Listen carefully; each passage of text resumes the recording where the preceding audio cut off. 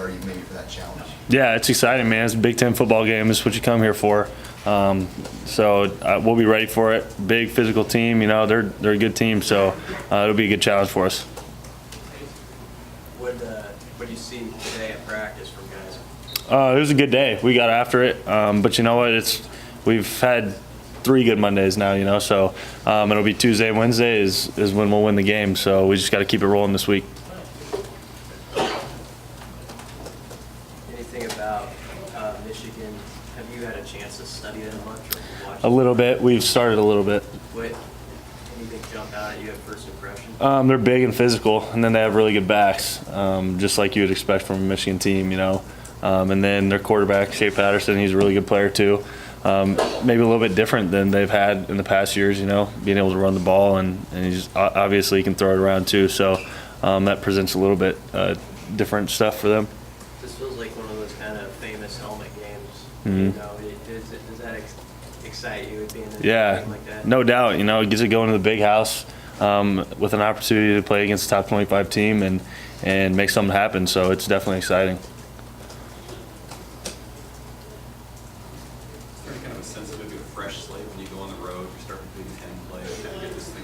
Yeah, you know, with everything that's happened in the last 2 weeks, conference plays here now, you know, everything we want to do is still out in front of us. So we got an opportunity to go get a big win this week, you know, and I think guys are excited about that. And like you said, it is kind of a fresh start.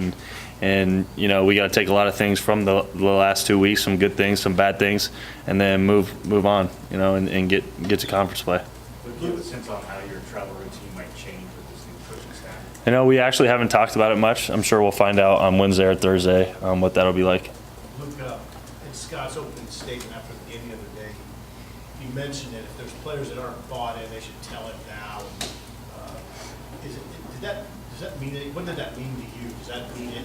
Is there anything we should read into that? You know, I mean, that's how it's been since they got here. You know, and I think that process, a lot of that process has already taken place.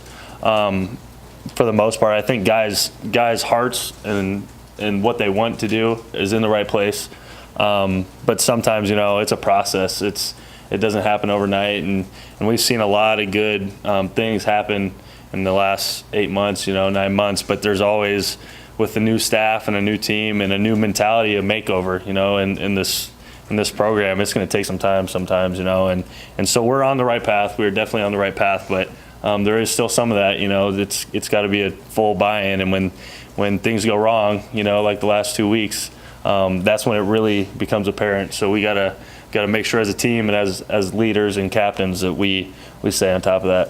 When you talk about how, you know, guys' hearts are in the right place, they want to do the right thing, to buy in, what is it exactly, you know, if you could elaborate specifically, what are the ingredients to buying in? Yeah.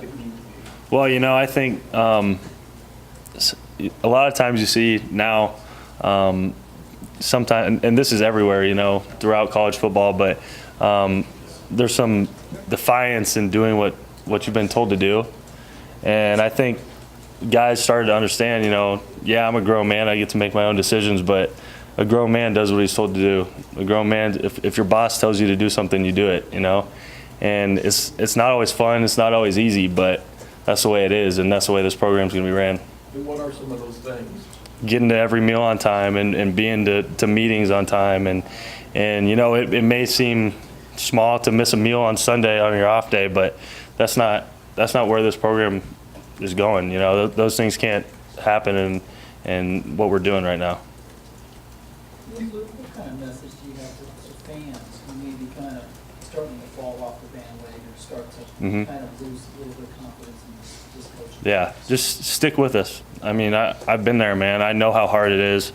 I've been a fan through the tough times, you know, and it is super disappointing. It's what you look forward to at the end of every week, you know. I remember that as a kid, the only thing that got me through the week was the game on Saturday. And I know how frustrating it is, but I promise we are working our tails off every day, and we want nothing more than to win, man. That's all we want for this place and for the fans and for our team. Is there genuine surprise among you and your teammates that you guys are sitting 0-2? We feel like we are definitely a good football team that should not be 0-2, but we allowed ourselves to be 0-2. So Nebraska hasn't played Michigan in 5 years, but it seems like when Nebraska came into the Big Ten, that was one of the schools that had some history. How do you view this game, getting a chance to play up there? yeah, it's a really, really cool opportunity, man. You know, a school with great tradition, just like us. The big house, you know, you've heard all about it. So I'm really excited to go up there and be able to play there in front of their fans. And you know, road games are fun. It's fun opportunity. So I think the team's excited for the challenge. Do you expect Scott to get heckled up there by their fans? I'm sure he will. Hey, that's all right, man. We'll take it all.